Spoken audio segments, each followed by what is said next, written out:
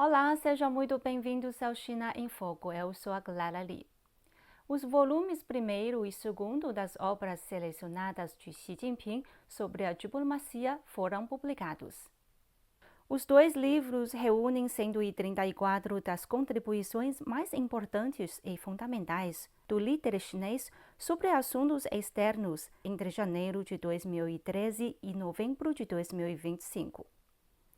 O pensamento diplomático de Xi Jinping é um componente importante do pensamento de Xi Jinping sobre o socialismo com características chinesas para uma nova era.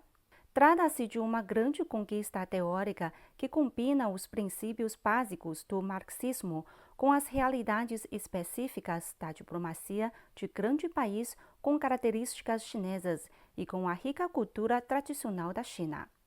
Teve início no dia 11 em Beijing o Fórum de Alto Nível sobre a Governança Global dos Direitos Humanos 2026. Durante o evento, participantes destacaram a importância atribuída pelo presidente chinês Xi Jinping ao respeito e à proteção dos direitos humanos.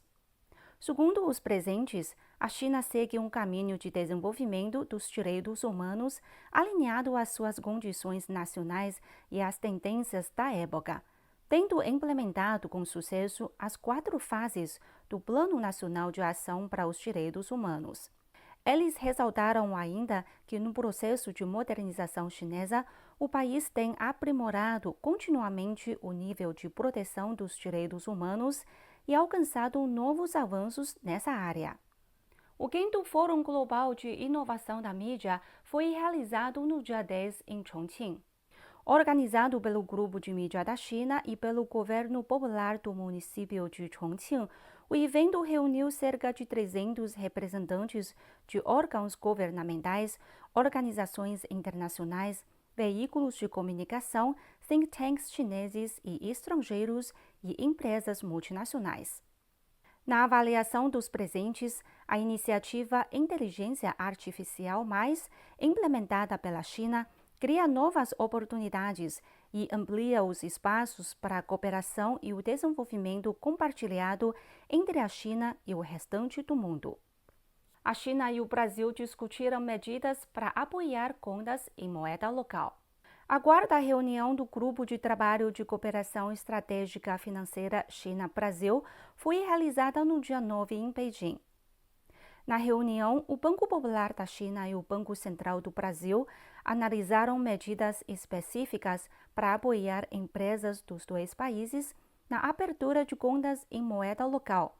Discutiram a ampliação do uso de swap bilateral de moedas locais e avaliaram a possibilidade de negociação direta em renminbi real. Foi realizada recentemente em Beijing a 12ª reunião da Subcomissão Econômico-Financeira da COSPAN. A Isabela Shi tem mais detalhes. A China e o Brasil seguem fortalecendo as coordenações econômicas e financeiras para responder conjuntamente aos desafios globais. Por mérito do mecanismo da Comissão Sino-Brasileira de Alto Nível de Concertação e Cooperação, a chamada COSPAN, nesta terça-feira, Beijing foi palco de 12ª reunião de Subcomissão Econômico-Financeira e do 3º Fórum Financeiro, os quais contam com a participação das instituições governamentais e bancos estatais dos dois lados. O financiamento agrícola, investimentos sustentáveis e transformação digital passam a ser as novas pautas aprofundadas das discussões, enriquecendo ainda mais as comunicações sobre a situação macroeconômica global e entre a China e o Brasil e a cooperação nos setores bancário, de seguros e no mercado de capitais. Liderando a delegação brasileira, o secretário de Assuntos Internacionais do Ministério da Fazenda, Matias Alan Castro, avalia de forma positiva a dinâmica qualitativa dessa iniciativa. Se a gente pudesse fazer um balanço dos últimos 3 anos, é que a gente conseguiu passar de uma dinâmica quantitativa da relação entre Brasil e China, em que a gente estava apenas olhando para o volume, para uma dinâmica qualitativa, em que a gente começa a ver uma expansão dos setores, uma diversificação dos atores, uma maior presença de especialistas de todas as áreas. Observando um novo período de turbulência e transformação, o vice-ministro das Finanças da China, Liao Ming, destacou que a parte chinesa está disposta a trabalhar com o Brasil para fortalecer a comunicação e a coordenação de políticas macroeconômicas, aprofundar a cooperação econômico-financeira pragmática bilateral e reforçar a colaboração em mecanismos multilaterais, utilizando o desenvolvimento e a estabilidade da própria economia para lidar com as incertezas em meio das agitações globais. Matias Alencastro também reforça a importância de estreitar a coordenação no cenário internacional e elevar a cooperação financeira e econômica bilateral a um novo patamar. O Brasil, esses últimos 3 anos, ele teve um ciclo bastante único do multilateralismo, porque ele presidiu o G20, o BRICS e a COP. E o sucesso do Brasil nesses 3 grandes eventos deve-se muito à participação da China, ao envolvimento da China, ao alinhamento com a China. Então, nós criamos uma rotina de trabalho e de coordenação muito forte. A gente reforçou a ideia de que ainda existe uma assimetria de informação entre os 2 países. O Brasil precisa entender melhor a China para desenvolver programas que estejam mais preparados para atender os investimentos da China. A China também precisa entender melhor alguns instrumentos financeiros nossos. O deputado estadual do Rio Grande do Sul, Matheus Gomes, comentou os resultados notáveis do desenvolvimento socioeconômico da China. 24 horas na China, começando a missão mais intensa que eu já fiz na minha vida, e eu quero compartilhar tudo com vocês. Nós estamos participando de um curso sobre a governança do socialismo com características chinesas. E as nossas agendas se concentram em aulas expositivas sobre a realidade do país, o processo histórico que trouxe a China até aqui, como essa grande potência, e também momentos em que a gente conhece estruturas de unidades produtivas, de alta tecnologia, como é o caso da Space Ale, da estrutura de metrô aqui em Xangai, ou seja, conhecendo na prática os avanços que o processo de desenvolvimento chinês traz ao seu próprio povo.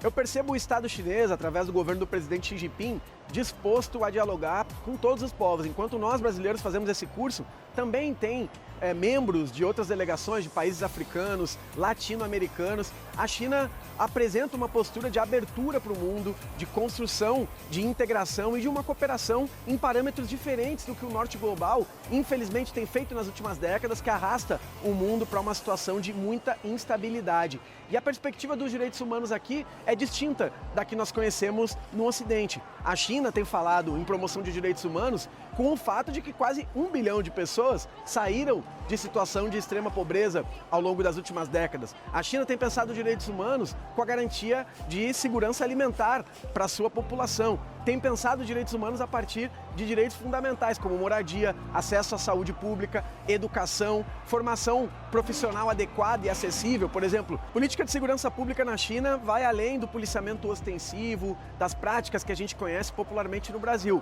É uma segurança pública pautada na inteligência. Por exemplo, eu não vejo os policiais nas ruas com um armamento pesado. Bem pelo contrário, a polícia tem um trato, um diálogo com a comunidade, inclusive com nós estrangeiros, que tem sido muito interessante. E isso é reflexo desse sistema econômico, social, que consegue garantir ao povo direitos básicos, também promover uma lógica de integração, né? Isso é muito presente aqui. Com certeza, a China oferece exemplos ao Brasil de como o país pode sair de uma condição de subdesenvolvimento. Por isso, eu acho que para o nosso país, a classe política não deve pensar apenas em fazer negócios com os chineses. É óbvio que é muito importante o peso que a agricultura brasileira tem nas exportações para a China, em todas as relações comerciais que já estão estabelecidas. Agora, eu acredito que o que a gente mais pode aprender nesse momento é como que a China chegou até aqui. Qual a importância, por exemplo, da Revolução Popular que expropriou os meios de produção da grande burguesia, dos detentores das terras que produziam a verdadeira miséria do povo chinês. Ou seja, a transformação da formação econômica e social que a China vivenciou desde a Revolução de 1949 é o marco mais importante para a gente pensar esse processo de desenvolvimento. Muitos brasileiros que vêm para cá olham apenas para a China como a grande potência econômica da atualidade. No entanto, o processo revolucionário, e isso a gente está aprendendo no curso promovido pela Comissão Nacional de Reforma e Desenvolvimento, já produziu grandes feitos, como, por exemplo, praticamente dobrar a expectativa de vida do povo chinês entre 1949 e a década de 70. Isso precisa ser observado. porque foram essas bases que construíram essa China grandiosa que a gente aprende hoje. Bom, hoje ficamos por aqui. Desejo a todos uma ótima semana e até a próxima quinta-feira. O programa China em Foco é uma cooperação da TV Nova com o Grupo de Mídia da China.